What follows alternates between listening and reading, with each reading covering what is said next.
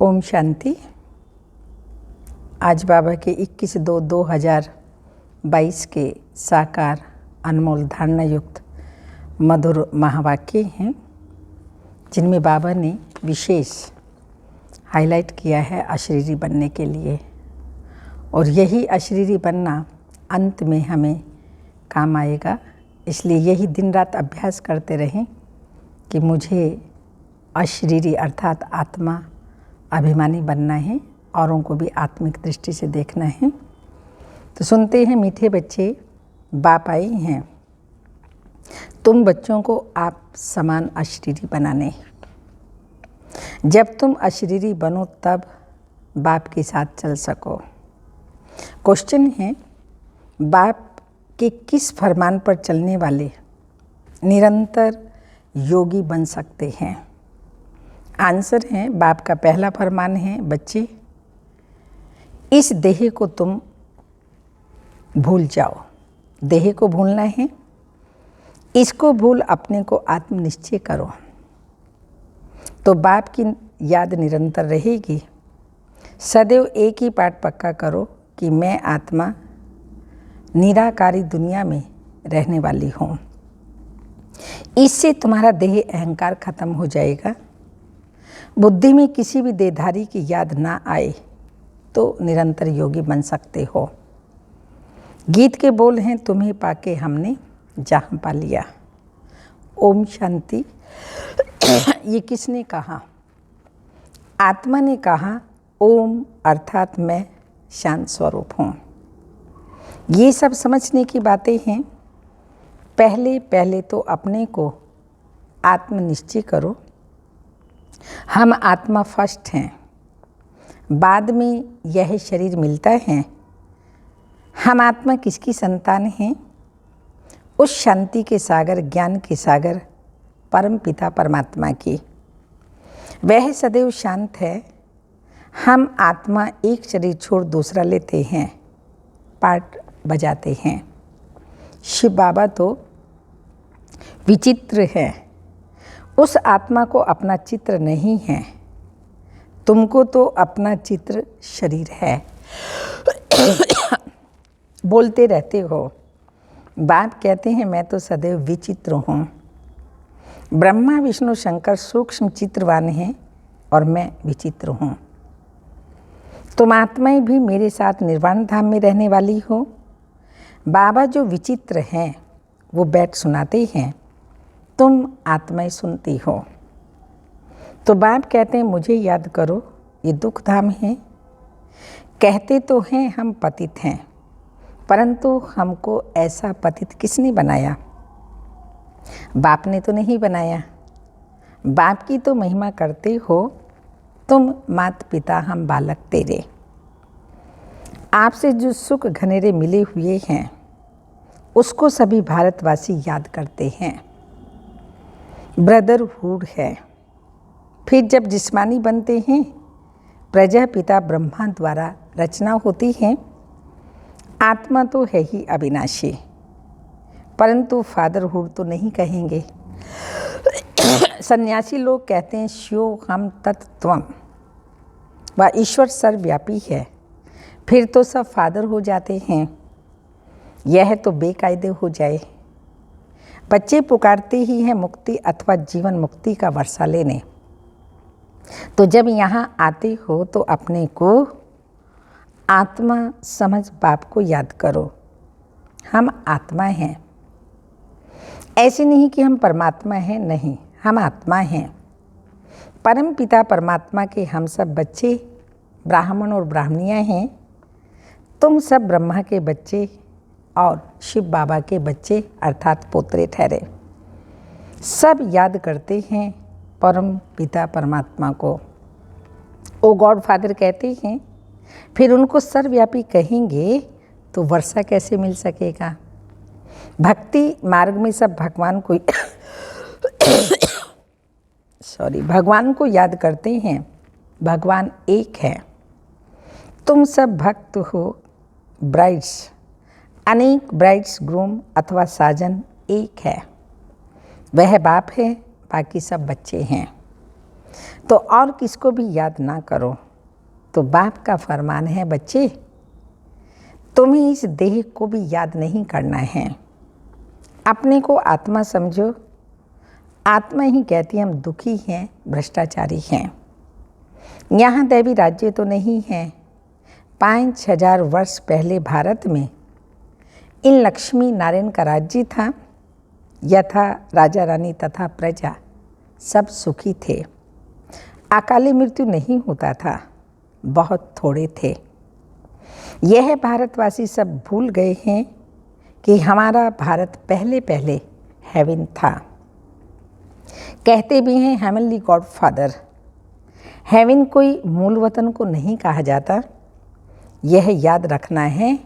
कौन सी बात बाबा आज बार बार कह रहे हैं बच्चों को याद रखना है कि हम आत्माएं हैं, निराकारी दुनिया की रहवासी हैं और कोई देहधारी की याद ना आए। देह अहंकार छोड़ अपने को आत्मा समझ बाप को याद करना है। यह जो कुंभ का मेला कहते हैं वह कोई सुहावनी संगम युग का मेला नहीं है। संगम कहा जाता है कलयुग की अंत और सतयुग की आदि। कलयुग है ही पतित दुनिया, एक भी पावन नहीं। भल महात्माएं भी हैं परंतु पावन तो कोई है ही नहीं। सब कहते हैं ये पतित दुनिया है। कुंभ पर जाते हैं पावन बनने के लिए। गंगा में स्नान करते हैं तो जरूर पतित हैं। साधु संत सब जाते हैं पावन बनने। तो बाप कहते हैं मैं तब आता हूँ जब बहुत भ्रष्टाचार होता है, मनुष्य बहुत दुखी हो जाते हैं। मैं आकर इन सब का उद्धार करता हूँ। अहिल्याएँ गणिकाएँ साधुओं गुरुओं आदि का भी उद्धार करने आता हूँ, क्योंकि वह तो पावन आत्माएं है ही नहीं। पतित दुनिया में कोई भी पावन नहीं है। पावन दुनिया फिर भी कोई पतित नहीं होता। जब पावन दुनिया होती तो पतित नहीं होता और पतित दुनिया में कोई पावन नहीं होता। लॉ नहीं है। साधु लोग अपने को महान आत्मा कहाँ समझते हैं, वह तो अपने को परमात्मा समझते हैं। शिव हम कहते हैं। प्राचीन महात्माएं आदि तो कहते थे परमात्मा बेअंत है, वह रचता और उनकी रचना बेअंत है, तो फिर निर्वाण धाम कैसे ले जाएंगे। उन्हों को पता ही नहीं है कि जीवन मुक्त भी भारत था। उस समय और कोई धर्म नहीं था, सिर्फ सूर्यवंशी और चंद्रवंशी थे। फिर सूर्यवंशी बदल चंद्रवंशी बने। पुनर्जन्म में तो आते हैं ना, 84 पुनर्जन्म लेते हैं, 84 लाख नहीं। यह तो बड़ा गपोड़ा लगा दिया है। तो ब्रह्मा का दिन और ब्रह्मा की रात, तो 84 जन्म चाहिए ना। तो बाप बैठ समझाते हैं कि अब किसी को भी याद नहीं करो। हम आत्मा मोस्ट बिलवेड परम पिता परमात्मा की संतान हैं। ऐसे नहीं कि सब परमात्मा के रूप हैं, यह इम्पॉसिबल है। यही एकज भूल है। बाप एक ही है, बाकी सब हैं बच्चे, आत्माएं ब्रदर्स हैं। जब शरीर में आते हैं तो प्रजापिता ब्रह्मा के को great great great great grandfather कहेंगे। पहले पहले है ब्राह्मण।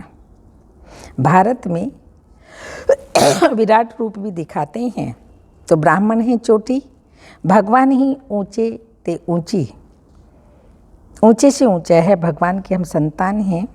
अभी तुम ईश्वरीय औलाद बने हो। शिव बाबा के पोत्रे और पोत्रियां प्रजापिता ब्रह्मा के बच्चे। शिव बाबा के बच्चे तो सभी आत्मा ही हैं। तुम वर्षा शिव बाबा से ले रही हो।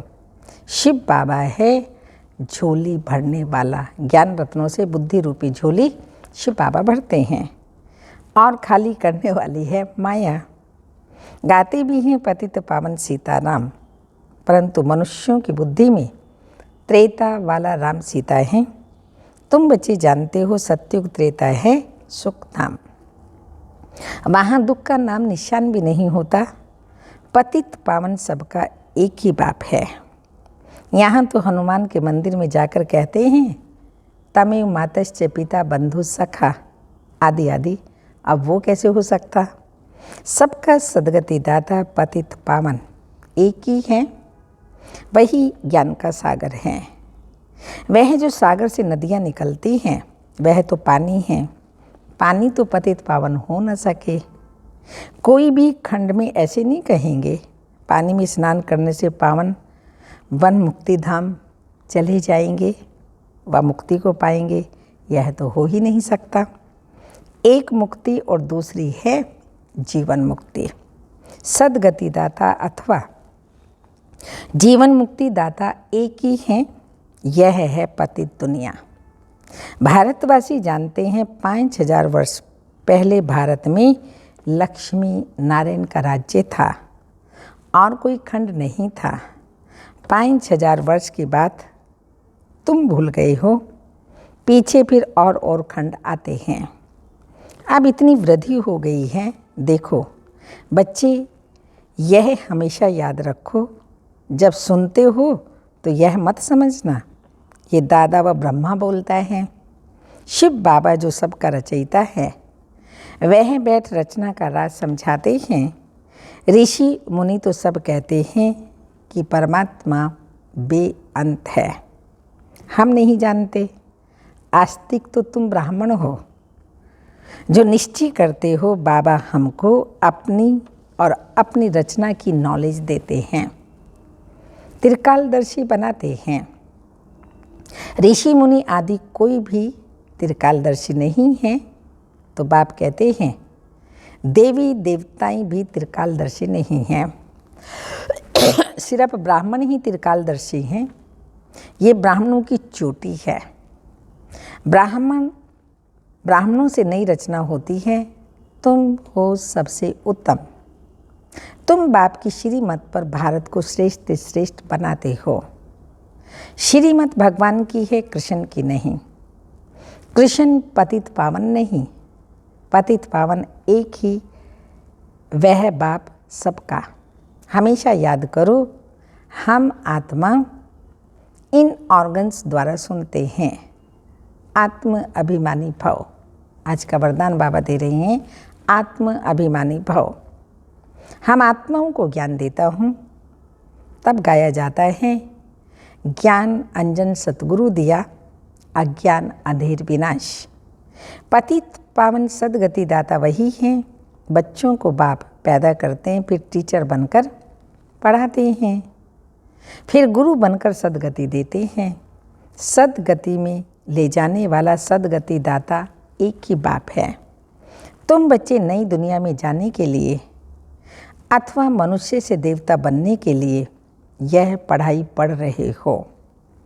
अभी ये पतित मनुष्य सृष्टि खत्म होकर दैवी दुनिया होने वाली है। अभी बल देवताओं को पूछते हैं, परंतु यह नहीं जानते जरूर हम देवी देवता धर्म के हैं। जिसको पूछते हैं उनका वह धर्म कहेगा ना। भारतवासी का तो आदि सनातन देवी देवता धर्म था, स्वर्ग था। अब कहते हैं मनुष्य 84 लाख जन्म लेते हैं। क्या सब लेते हैं? इतने लाख जन्म हो तो इसके लिए बहुत बड़ा कल्प चाहिए। कल्प तो केवल 5000 वर्ष का है, तो 84 जन्म आत्माएं लेती हैं। अधिक से अधिक 84 जन्म और कम से कम 1 या 2 तो 5000 वर्ष का एक कल्प है। अगर बाबा ने कहा इतनी योनियों में आत्मा जाए तो 84 लाख योनियों के लिए कल्प भी बड़ा चाहिए। यह भी ड्रामानुसार खेल बना हुआ है। इतनी लाख जन्म हो तो उसके लिए बहुत बड़ा कल्प चाहिए। ये ड्रामा अनुसार खेल है, जो पास्ट हुआ ड्रामा। मूल वतन सूक्ष्म वतन को भी तुम बच्चे जानते हो, तो तुम हो स्वदर्शन चक्रधारी। वह विष्णु को स्वदर्शन चक्रधारी कहते हैं। बाप समझाते हैं विष्णु के 2 रूप लक्ष्मी नारायण स्वदर्शन चक्रधारी नहीं हैं। स्वदर्शन चक्रधारी तुम ही ब्राह्मण हो, तो कितना फर्क हो जाता है। वह फिर कहते हैं कृष्ण का स्वदर्शन चक्र था। लड़ाई के मैदान में चक्कर चलाया, फिर कौरव मारे गए। लेकिन देवता कभी हिंसा थोड़ी करते हैं, वह तो डबल अहिंसक है। ना उनमें विकार है, न लड़ाई। सबसे बड़ी हिंसा है एक दो को विष पिलाना, काम कटारी चलाना। बाप कहते हैं इससे आदि मध्यांत दुख ही भोगते आए हो। सतयुग में काम कटारी नहीं चलती थी। वाइसलेस राज्य था, सर्वगुण संपन्न मर्यादा पुरुषोत्तम थे, हिंसा थी ही नहीं। इस समय रावण का राज्य है और 5 विकार सर्वव्यापी हैं, और वह फिर कह देते हैं परमात्मा सर्वव्यापी है। इसमें साइंस जो है, साइंस के भी विमान आदि निकले अभी 100 वर्ष के अंदर। ये किस लिए? ये भी ट्रायल हो रही है।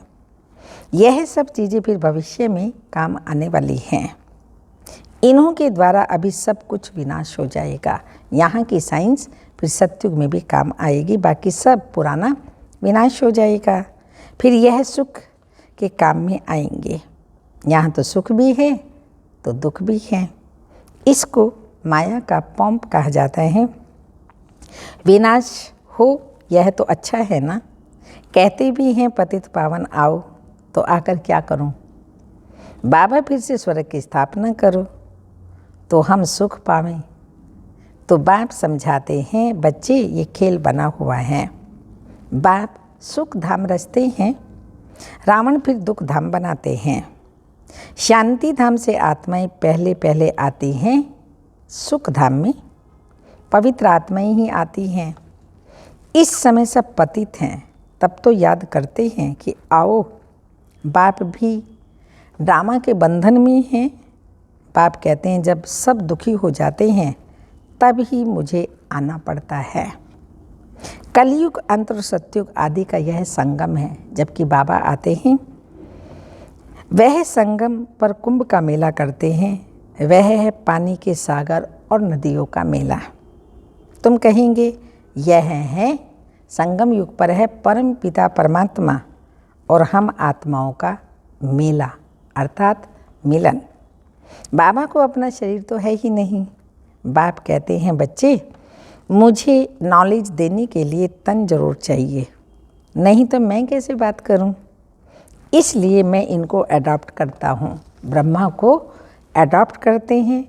तुम अब ईश्वर के सन्मुख आए हो। ब्रह्मा द्वारा ही ईश्वर के सन्मुख आए हैं। बाबा द्वारा जानते हो हम ईश्वर के बच्चे हैं।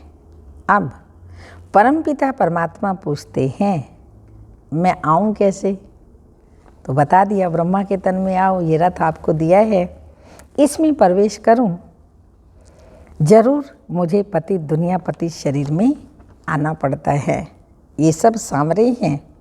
बाप कहते हैं तुम सब गोरे थे, अर्थात पवित्र थे, अब सांवरे हो। तुम हर एक का नाम है। पहले बाबा ने त्रिकालदर्शी बनाया, स्वदर्शन चक्रधारी बनाया, तो अब बाबा नाम दे रहे हैं दूसरा, श्याम सुंदर। श्याम अर्थात पतित और सुंदर अर्थात पावन। अभी श्याम बने हो। कृष्ण को कहते हैं श्याम सुंदर। बरोबर भारत पहले सुंदर था, गोल्डन एज था, फर्स्ट क्लास प्रकृति थी। अभी तो प्रकृति भी तमो प्रधान बन गई। सतयुग में प्रकृति सतो प्रधान थी। वहाँ लूले लंगड़े नहीं होते, क्योंकि 5 तत्वों से शरीर बनता है। और अभी जबकि 5 तत्व तमो प्रधान हो गए हैं, और फिर हमारे भी कार्मिक अकाउंट होते हैं जिसके रिकॉर्डिंग लूले लंगड़े आदि भी बन सकते हैं, बनते हैं। मगर सतयुग में बाबा ने कहा प्रकृति सतो प्रधान होती है, पावन होती है, वहाँ पर बहुत सुंदर शरीर होते हैं। तो वहाँ लूले लंगड़े नहीं होते। कृष्ण है नंबर 1 श्याम सुंदर। शिव बाबा इनके ब्रह्मा के ही तन में आकर इनका आधार लेकर इनको साथ साथ तुम बच्चों को श्याम से सुंदर बनाते हैं। अच्छा, मीठे मीठे सिक्की लदे बच्चों प्रति माता पिता बाप दादा का याद प्यार। Good morning, diamond morning. रूहानी बाप की रूहानी बच्चों को नमस्ते। हम रूहानी बच्चों की रूहानी माता पिता बाप दादा को याद प्यार, गुड मॉर्निंग, डायमंड मॉर्निंग, ओम नमस्ते। धारणा के लिए मुख्य सार हैं, हम ब्राह्मण चोटी सबसे उत्तम हैं, ऊंचे से ऊंचे कुल के हैं। इस नशे में रह श्री मत पर भारत को श्रेष्ठ से श्रेष्ठ बनाने की सेवा करनी है। आस्तिक बनना है और औरों को बनाना है। सेकंड पॉइंट, देह अहंकार को छोड़ आत्म अभिमानी बनना है। विचित्र यानी अशरीरी बनने का पूरा पुरुषार्थ करना है। आत्म अभिमानी बनने का पूरा पुरुषार्थ करना है। वरदान है, श्रेष्ठ पुरुषार्थ द्वारा हर शक्ति व गुण का अनुभव करने वाले अनुभवी मूर्त भाव। यूँ तो सब पुरुषार्थी हैं, लेकिन बाबा ने विशेष कहा कि श्रेष्ठ पुरुषार्थ द्वारा हर शक्ति व गुण का अनुभव करने वाले अनुभवी मूर्त भाव। सबसे बड़ी अथॉरिटी अनुभव की है। कहते ना, जहाँ न पहुँचा रवि वहाँ पहुँचा कवि, और जहाँ न पहुँचा कवि वहाँ पहुँचा अनुभवी। अनुभव जीवन की बहुत बड़ी अथॉरिटी है। जैसे सोचते और कहते हो कि आत्मा शांत स्वरूप है, सुख स्वरूप है, ऐसे एक एक गुण व शक्ति की अनुभूति करो। अनुभव में आने चाहिए सब गुण, और उन अनुभव में खो जाओ। जब कहते हो शांत स्वरूप, तो स्वरूप में स्वयं को, दूसरे को शांति की अनुभूति हो। सिर्फ कहने मात्र नहीं, नॉलेज नहीं, पर नॉलेज स्वरूप बन जाओ। अनुभव हो कि मैं आत्मा सुख स्वरूप हूँ, शांत स्वरूप हूँ, शक्ति स्वरूप हूँ। शक्तियों का वर्णन करते हो, लेकिन शक्ति व गुण समय पर अनुभव में आए। अनुभवी मूर्त बनना ही श्रेष्ठ पुरुषार्थी की निशानी है। तो अनुभवों को बढ़ाओ। जितना जितना अनुभवी बनते जाएंगे, अथॉरिटी बढ़ती जाएगी। तो इसलिए बाप दादा ने कहा, अपने अनुभवों को बढ़ाओ। स्लोगन, संपन्नता की अनुभूति द्वारा संतुष्ट आत्मा बनो। संपन्नता की अनुभूति द्वारा संतुष्ट आत्मा बनो, तो अप्राप्ति का नामो निशान नहीं रहेगा। अप्राप्ति का नाम निशान नहीं रहेगा। अमृत वेले की पॉइंट है, आज अमृत वेले बाप दादा सर्व ब्राह्मण कुल बच्चों में से उन विशेष आत्माओं को चुन रहे थे जो सदा संतुष्टता द्वारा स्वयं भी सदा संतुष्ट रहें और औरों को भी संतुष्टता की अनुभूति अपनी दृष्टि, वृत्ति और कृति द्वारा सदा कराते आई हैं। तो आज ऐसी संतुष्ट मणियों की माला पिरो रहे थे, जो सदा संकल्प में, बोल में, संगठन के संपर्क संबंध में, कर्म में संतुष्टता के गोल्डन पुष्प बाप दादा द्वारा अपने ऊपर बरसाने का अनुभव करते हैं और सर्व प्राप्ति संतुष्टता के गोल्डन पुष्पों की वर्षा सदा करते रहते हैं। ऐसी संतुष्ट आत्माएं चारों ओर में से कोई नजर आई। बाबा को संतुष्ट स्वयं भी रहते, औरों को कराते, कोई आत्मा नजर आई। माला बड़ी नहीं बनी, छोटी सी माला बनी।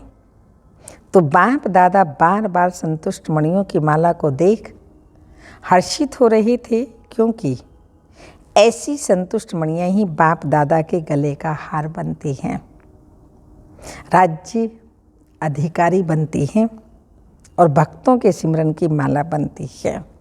तो ऐसा माला का दाना बनना है जो स्वयं बाबा बैठ करके माला बनाए। ओम शांति।